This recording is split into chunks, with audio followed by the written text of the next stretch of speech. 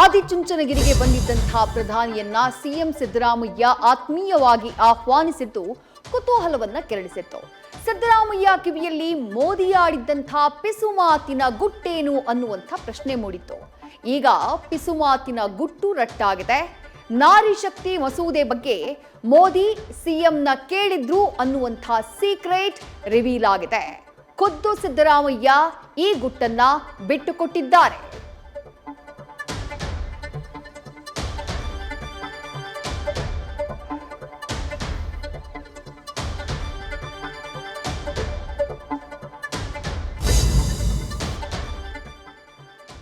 ಹಾರ್ಮುಜ್ ಜಲಸಂಧಿಯಲ್ಲಿ ಬಿಕ್ಕಟ್ಟು ಮತ್ತಷ್ಟು ಬಿಗಡಾಯಿಸಿದೆ. ಬ್ಲಾಕೇಡ್ ಉಲ್ಲಂಘಿಸಿದ ಇರಾನ್ನ ಹಡಗಿನ ಮೇಲೆ ಅಮೆರಿಕ ದಾಳಿಯನ್ನ ಮಾಡಿದೆ.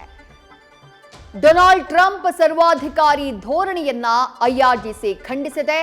ಎರಡನೇ ಸುತ್ತಿನ ಮಾತುಕತೆಗೆ ಬರೋದಿಲ್ಲ ಅಂತ ಹೇಳಿ ಸ್ಪಷ್ಟವಾಗಿ ಹೇಳಿದೆ.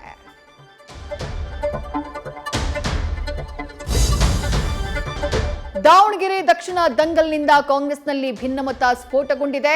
ಜಬ್ಬಾರ್ ನಜೀರ್ ವಿರುದ್ಧ ಕ್ರಮದಿಂದ ಸಿಎಂ ಮತ್ತು ಡಿಸಿಎಂ ನಿಗೂಢ ನಡೆ ಕೌತುಕ ಹುಟ್ಟಿಸಿದೆ.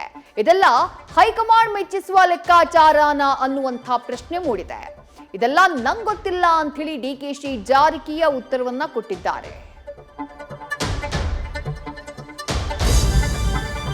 ಭೂತಾಯಿಯ ರೌದ್ರಾವತಾರಕ್ಕೆ ಜಪಾನ್ ಗಡಗಡ ನಡುಗಿ ಹೋಗಿದೆ. ಭಾರೀ ಭೂಕಂಪನದಿಂದ ಅಲ್ಲೋಲ ಕಲ್ಲೋಲವೇ ಸೃಷ್ಟಿಯಾಗಿದೆ. ಮನೆಗಳು ಶೇಕ್ ಕುಸಿದು ಬಿದ್ದಿವೆ. ವಾಹನಗಳು ಚೆಲ್ಲಾಪಿಲ್ಲಿಯಾಗಿವೆ. ಭೂರಮೆಯ ರೋಷಾವೇಶಕ್ಕೆ ಸಾವು ನೋವು ಸಂಭವಿಸಿದ್ದು ಸುನಾಮಿಯ ಆತಂಕ ಮೂಡಿದೆ.